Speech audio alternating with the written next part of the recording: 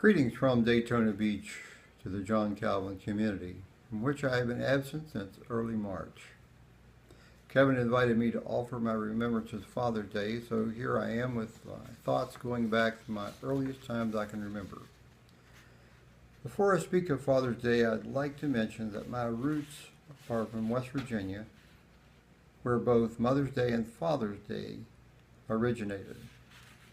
My dad was born in 1907, and the first Father's Day was 1908.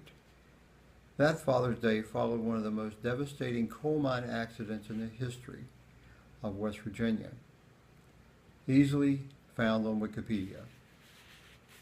I was one of 4 children, the youngest, born in 1939. It was a troubling time in our history, but I was too young to realize what was really going on in the world. My dad had lived through difficult times, World War I era, but demonstrated to everyone that he was a person who accepted every challenge and made the best of it. A family man with 4 dependents was called for the armed services in 1944, but the war ended just before he was to report for basic training. We lived on a small farm in central West Virginia, and Dad made the best of his skills putting food on the table from the farm and working in the coal mines. When the mines were on strike, he applied his skills as a handyman, wiring houses for electricity, and I was a journeyman on many of those jobs.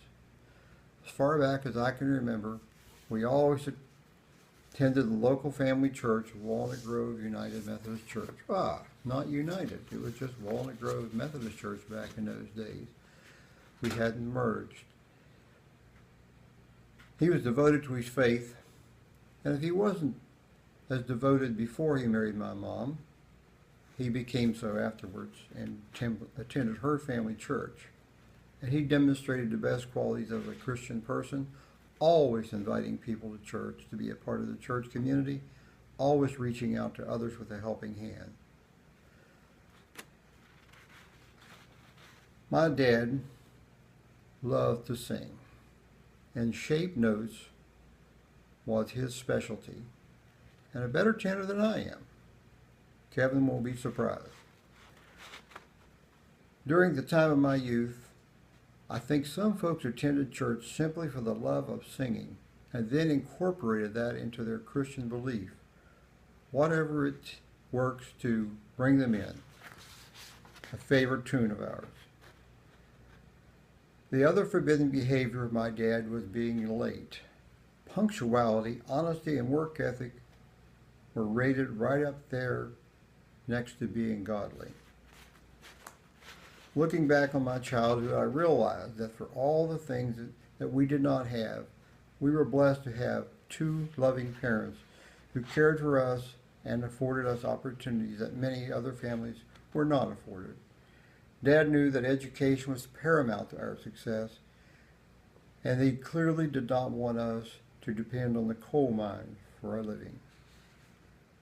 The word among friends was, never go in the coal mines because the money is too good and you'll never leave.